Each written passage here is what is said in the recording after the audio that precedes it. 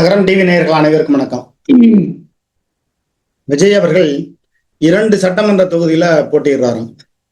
அம்மையார் ஜெயலலிதா அவர்களே 2 சட்டமன்ற தொகுதியில போட்டியிட்டு அவர் எப்படியான ஒரு தர்மசங்கடத்திற்கு ஆளானார் என்ற வரலாறுகளை முதல்ல ஆதவ் அர்ஜுன், புஷி ஆனந்த், ஜான் ஆரோக்கியராஜ் மற்றும் நிர்மல்குமார் போன்றவர்கள் தெரிஞ்சு கொள்ளணும். உங்களுக்கு அரசியல் தற்குறி என்று பலர் சொல்கிறார்கள் என்று சொன்னால் அதற்கேற்றார் போல உங்களுடைய அரசியல் பக்குவத்தை நீங்கள் பெரிய அளவுக்கு கொண்டு போகணும். அதை விட்டுட்டு இன்னும் அந்த சிறு வட்டத்துக்குள்ளே இருக்கிறீங்களே அப்படின்னு நினைச்சு பார்க்கும்போது தான் உண்மையாகவே தமிழக வெற்றி கழகத்தை நினைச்சா ரொம்ப வேதனையா இருக்கு.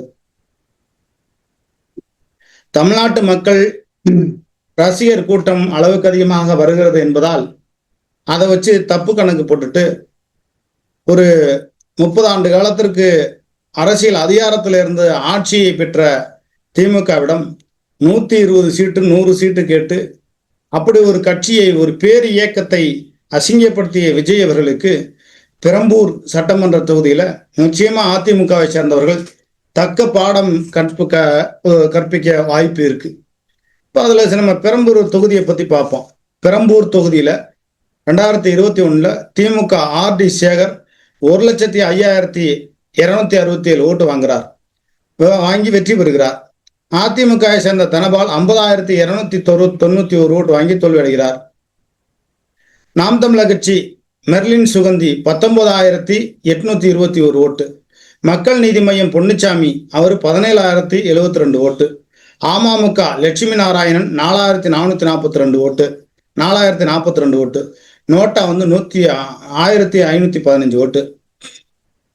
அப்ப விஜய் எங்க களத்துல நிற்கிறார் 2026 சட்டமன்ற தேர்தலில். இப்ப அதிமுகவுக்கு ஒரு 50,000 ஓட்டு போயிருக்கு, திமுகவுக்கு 1,00,000 ஓட்டு போயிருக்குன்னா இந்த 50,000 1,00,000 ஓட்டுல தான் விஜய் ஓட்டு இருக்கு. ஏன்னா ஏற்கனவே திமுகவுக்கு அதிமுகவுக்கு ஓட்டு போட்டவங்க தான் இப்ப இருக்கக்கூடிய விஜய் ரசிகர்கள். அப்ப கணக்கு பண்ணி பார்த்தீங்கன்னா இந்த தனபால் ஓட்டுல இருந்து ஒரு 50,000, அதிமுக ஓட்டுல இருந்து 50,000ங்கிற இடத்துல ஒரு 15,000 ஓட்டு, திமுக ஓட்டுல இருந்து ஒரு 15,000 ஓட்டு, இதர ஓட்டுகள் சேர்த்து மொத்தம் ஒரு 40,000 ஓட்டுக்குள்ள அடங்கி போவாரு விஜய். வெற்றி பெறுவதற்கான சாத்தியக்கூறு என்பது இல்லை. அப்ப அதிமுக அங்க பலமா இருக்குமா?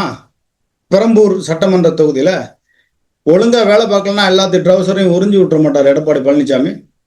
அதிமுக திமுக 2 கட்சியில உள்ள பொறுப்பாளர்கள் ஒழுங்கா வேலை பார்க்கலன்னா அவங்களுக்கு பொறுப்பு காலியாயிரும்.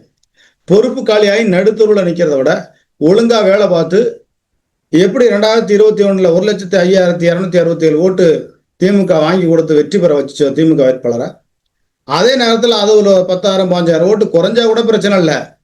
ஏன்னா தோக்குற நிலைமைக்கு போனுச்சுன்னா திமுகவில் இருக்கக்கூடிய பொறுப்பாளர்கள் அங்கே ஒருத்தர் பொறுப்பில் இருக்க முடியுமா? எல்லாத்து பொறுப்பையும் காலி பண்ணி விட்டுவார் முதல்வர் ஸ்டாலின் அவர்கள். அதனால திமுக கண்ணும் கருத்தமாக இருந்து வேலை பார்க்கும். திமுக, கம்யூனிஸ்ட், வடது இல்லது, அப்புறம் தேமுதிக, இன்னும் கூட்டணி கட்சிகள், கமல் கட்சி, இன்னும் இருக்கக்கூடிய கட்சிகள், விடுதலை சிறுத்தை கட்சிகள், இன்னும் இருக்கக்கூடிய காங்கிரஸ் கட்சிகள் எல்லாம் சேர்ந்து வேலை பார்த்து அந்த திமுக வேட்பாளரை ஜெயிக்க வைக்க தான் பார்ப்பாங்க. அதனால எப்படி பார்த்தாலும் திமுக ஒரு 90,000 ஓட்டு வாங்கி வெற்றி பெறுவதற்கான சாத்தியக்கூறு இருக்கு அப்படிங்கிறதான் சொல்றாங்க. அதுல ஏற்கனவே நாம் தமிழர் கட்சி 19,000 ஓட்டு வாங்கியிருக்கு. இந்த முறை நிச்சயமா நாம் தமிழர் கட்சிக்கு ஓட்டு கொஞ்சம் கூடுதலாக தான் கிடைக்கும். குறைஞ்சபட்சம் ஒரு 25,000 ஓட்டு கிடைக்கும் அப்படிங்கிறாங்க. மக்கள் நீதி மையம் பொன்னுச்சாமி 17,000 ஓட்டு. அந்த 17,000 ஓட்டுல தான் ஏற்கனவே விஜய் ரசிகராக இருந்தவங்க கமலுக்கு ஓட்டு போட்டிருப்பாங்க. அதுல ஒரு 5,000 ஓட்டுன்னு வைங்களேன், அதுவும் திமுகவுக்கு தான் போகும். அமமுக அந்த ஓட்டு அதிமுகவுக்கு தான் போகும். அதுல எந்த விதமான மாற்று கருத்து இல்லை. அப்ப விஜய் எந்த அடிப்படையில பெரம்பூர்ல ஜெயிக்கலாம் அப்படின்னு நோக்கத்துல போறாருன்னு தெரியல. அதனால இவங்களுக்கு அடிப்படை ஓட்டே இன்னும் எவ்வளவுன்னே தெரியல. விஜய்க்கு அடிப்படை ஓட்டு எவ்வளவு இருக்குன்னு இதுவரையிலும் தெரியல. அவ தெரியாம இருக்கும்போது இவர் ஏற்கனவே எம்பி தேர்தலில் போட்டிட்டு இருந்திருக்கணும்.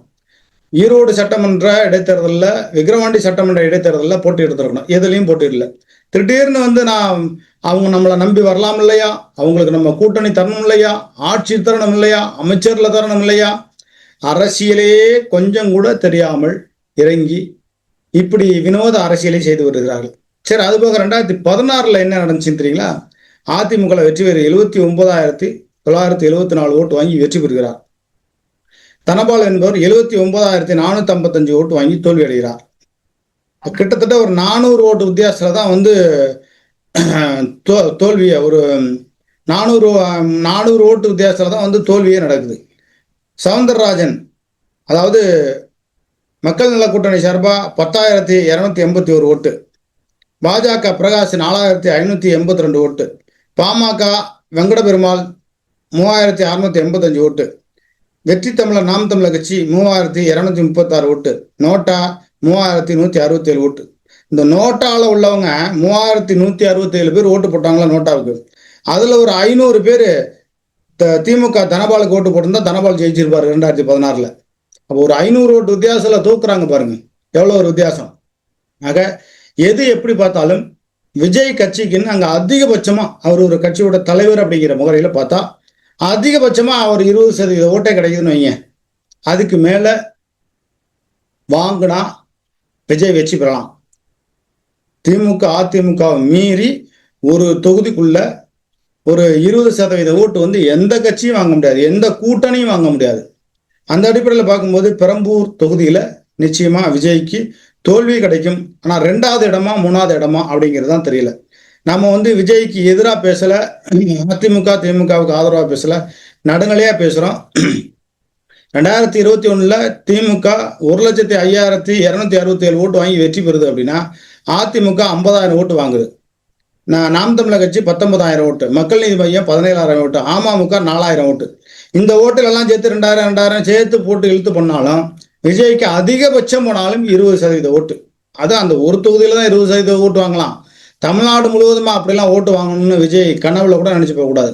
இந்த ஊடகத்துல உட்கார்ந்து இருக்கிறவங்க சும்மா சொம்படிக்கிறதுக்காண்டியே விஜய்க்கு 30% இருக்கு தெரியுமா, 35% இருக்கு தெரியுமா, முட்டாத்தனமா அந்த ஊடகத்துல உள்ளவங்க பல பேர் வந்து அப்படி பேசி விஜயோட அரசியலையே நாசம் பண்ணிட்டாங்க. உனக்கு இருக்கிறது 10% ஓட்டு தாப்பா, அதுக்கு மேல இல்லப்பா அப்படின்னு உறுதிப்பட சொல்லியிருந்தாங்கன்னா லயோலா காலேஜ் உட்பட கருத்து கணிப்புல அவர் பேசாம ஒரு கூட்டணிக்கு போயிருப்பார். ஒரு 50 சீட்டு கொடுங்கப்பா, நான் அடுத்தடுத்து படத்துல நடிக்கணும், என்ன எனக்கு குடும்ப பிரச்சனை இருக்கு, நான் திரிசாவை கல்யாணம் பண்ணிக்கணும், அல்லது என்னுடைய மனைவியை டைவர்ஸ் பண்ணாம என்னோட மனைவி கூட வாழணும், இப்படி எனக்குன்னு பல பிரச்சனைகள் இருக்கு அப்படின்னு சொல்லி அவர் நாகரிகமான அரசியலை பண்ணியிருந்திருப்பார். இருவரும் திராவிட கட்சிகள்ல இங்க முட்டி மோதுறதுங்கிறது ஒருபோதும் சாத்தியமில்லை. விஜயகாந்தே முட்டி மோதி பார்த்துட்டாரு, முடியல. தன்னெழுச்சியா உள்ள மனசுக்குள்ள இருந்து அடி வயிற்றுல இருந்து மனசுல இருந்து பேசக்கூடிய அற்புதமான மனிதர். அவருக்கே இந்த இரு திராவிட கட்சிகளும் வச்சு செஞ்சுட்டாங்க. ஆனால் விஜய்க்கு அடிப்படை ஓட்டுகள் பெரிய அளவுக்கு இல்லை. அதிகபட்சம் போனா இவர் ஒரு தொகுதியில மட்டும், இவர் 2 தொகுதியில போட்டுறாரு, 2 தொகுதியிலுமே 20% ஓட்டு மட்டும் கிடைக்கும், அதுக்கு மேல தாண்ட முடியாது. அப்ப விஜய் எந்த தொகுதியிலும் வெற்றி பெறுவதற்கான சாத்தியக்கூறுகளே இல்லை. ஒருவேளை கூட்டணியில இருந்திருந்தா ஜெயிச்சிருக்கலாம். அதிமுக அவங்க ஓட்டெல்லாம் வந்து விஜய்க்கு போட்டு அவர் ஒருத்தரை ஜெயிக்க வைக்கலாம், மற்ற தொகுதியில ஜெயிக்க வைக்க விட மாட்டாங்க, உள்ளடி வேலை பார்த்து காலி பண்ணிடுவாங்க. ஏன்னா அவர் அதிமுக என்னென்ன மாதிரிலாம் பேசினாரு, எடப்பாடி என்னென்ன மாதிரிலாம் பேசினாரு, அம்மையார் சசிகலா அவர்கள்ட்ட பதவி வாங்கினவரே அம்மையார் சசிகலாவே நாயின்னு சொன்னவர் விஜய்க்கு விசுவாசமா இருப்பாரா? ஆக விஜய் எடுத்து வைத்திருக்கிற அந்த அரசியல் என்பது மிகவும் முற்றிலும் மோசமானதாக விபரீதமானதாக இருக்கிறது. இவர் பெரம்பூர் தொகுதியில 20% ஓட்டுக்கு மேல வாங்கவே முடியாது. 20% நானே கொஞ்சம் கூடுதலா சொல்றேன், 15 to 18% ஓட்டுக்கு மேல வாங்க முடியாது. 20% வாங்குறாருன்னு வைங்க, 20% ஓட்டுனா எவ்வளவு வருது? ஒரு 25,000 30,000 ஓட்டு வருது. 50,000 ஓட்டு வாங்கினாலும் சரி 2வது இடத்துக்கு வராரா 3வது இடத்துக்கு போறாரா அப்படிங்கிற மாதிரியான ஒரு நிலைப்பாடு தான் இருக்கும். என்ன நடக்க போகுதுங்கிறத பார்ப்போம். நன்றி, வணக்கம்.